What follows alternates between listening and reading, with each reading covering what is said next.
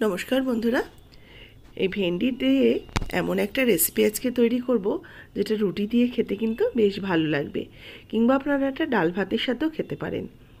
একটু অন্যরকম রেসিপিটা, একই রকম মশলা দিয়ে বা সর্ষে পোস্ত দিয়ে, দই দিয়ে, এইসব দিয়ে তো আমরা তৈরি করেই খাই। আজকে একটু অন্যরকমভাবে তৈরি করব। আজকের এই ভেন্ডি রেসিপিটা খেতে অসম্ভব ভালো হয়। অবশ্যই এইভাবে একদিন তৈরি করে আমাকে কমেন্টস বক্সে জানাবেন আজকের রেসিপি আপনাদের কেমন লেগেছে। ভেন্ডিগুলো একটু ছোট ছোট নিয়েছি যাতে এগুলো গোটা গোটা রান্না করা যায়। দেখুন, ভেন্ডির মাথার দিকের অংশটা নিচের দিকের অংশটাকে কেটে বাদ দিয়ে এগুলোকে গোটা রেখে দিয়েছি। আর নিয়েছি দুটো আলু। আলুগুলোকে ছাড়িয়ে নিয়ে আমি লম্বা লম্বা টুকরো করে কেটে নেব। একটু লম্বা সাইজের আলু নেবেন, তাহলে লম্বা টুকরো করে কাটতে সুবিধা হবে। তবে খুব বেশি বড় আলু না, যেরকম ভেন্ডির সাইজ হবে ঠিক তেমনই কিন্তু আলুর সাইজটাও হবে। সেইভাবে আলুগুলোকে একদম ফিঙ্গারের মতো কেটে নিচ্ছি।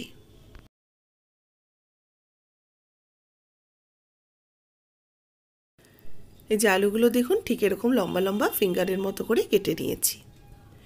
এবার এই আলুগুলোকে একটা প্লেটের মধ্যে তুলে রেখে দিচ্ছি।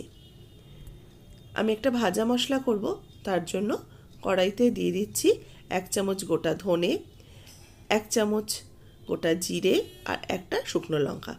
এগুলোকে একটু শুকনো খোলায় ভেজে নেব।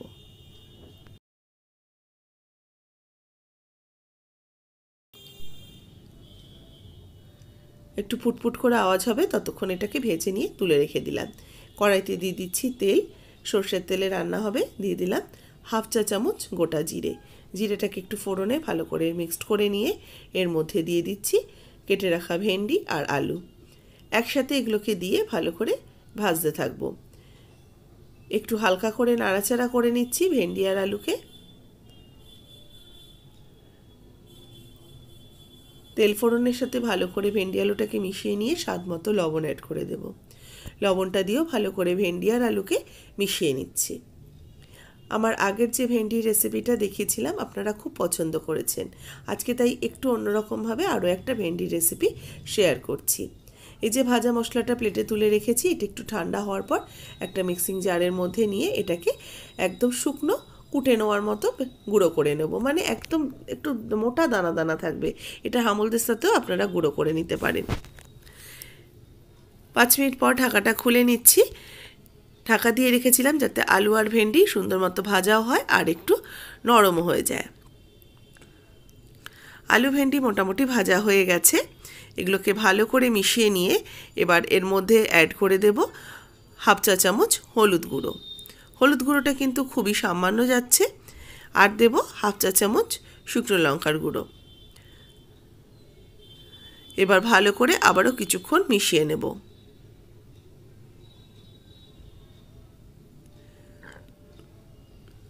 হলুদ গুঁড়ো আর লঙ্কার গুঁড়োটা দিয়ে ভালো করে একটুখানি নাড়াচাড়া করে নিচ্ছি। এবার মাঝে একটু জায়গা আমি ফাঁকা করে নিচ্ছি। আস্তে আস্তে দেখবেন তেলটা মধ্যিখানে জড়ো হয়ে গেছে। এবার আমি এর মধ্যে 1 চামচ সাদা তিল দিয়ে দেবো। সাদা তিলটাই তেলের মধ্যে দিয়ে একটু হালকা করে ভাজা ভাজা করে নেব। একটু হালকা করে ভাজা ভাজা করে নিয়ে তারপরে আমি ভেন্ডি আলুর সাথে মিশিয়ে নিয়ে তিলটাকে নাড়াচাড়া করতে থাকবো। এই তিল ভাজাটা কিন্তু খেতে খুব ভালো লাগে।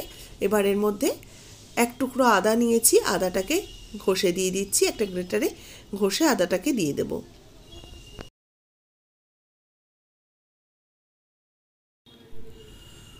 আদা দিয়ে ভালো করে একটু নাড়াচাড়া করে নেব ভেন্ডি আর আলুকে। এবার আদাটাও একটু হালকা ভাজা ভাজা হয়ে গেলে দিয়ে দেবো সামান্য একটু মিষ্টি ঝাল এগুলো নিজেদের স্বাদ অনুযায়ী অ্যাড করবেন। আমার হয়তো একটু বেশি কম হতে পারে। আপনারা এই টেস্টের জিনিসগুলো একটু নিজেদের স্বাদ অনুযায়ী অবশ্যই দেবেন। এবারে একটা টমেটো স্লাইস করে কেটে দিয়ে দিলাম। টমেটোটা লাস্টের দিকে দিতে হবে। এবার দিয়ে দিচ্ছি একটু ভাজা মশলা, যে মশলাটা তৈরি করে রেখেছি সেটা দিয়ে দিলাম। দিয়ে ভালো করে মিশিয়ে নেব। টমেটোটা কিন্তু নরম হয়ে যাবে না, আবার একদম শক্ত থাকবে না, এই পর্যায়ে টমেটোটা দিতে হবে। টমেটোটাকে একটু হালকা করে মিক্সড করে নিচ্ছি। টমেটোগুলো দেখুন এই সবজির সাথে মিশিয়ে গেছে। এবার এটাকে নামিয়ে সার্ভ করে নেব। তৈরি হয়ে গেছে আজকের আমার এই তিল ভেন্ডির রেসিপি। অবশ্যই বাড়িতে এইভাবে একদিন তৈরি করবেন। খুব সহজ, সিম্পল খেতে, অথচ খেতে কিন্তু বেশ ভালো লাগবে। রেসিপি ভালো লাগলে লাইক শেয়ার করবেন। যারা নতুন দেখছেন অবশ্যই করে আমার সাবস্ক্রাইব করে নেবেন চ্যানেলটা। যারা ফেসবুক পেজ থেকে দেখছেন পেজটাকে ফলো করতে ভুলবেন না। রেসিপিটাতে একটা লাইক দিয়ে দেবেন, শেয়ার করবেন প্রচুর প্রচুর করে।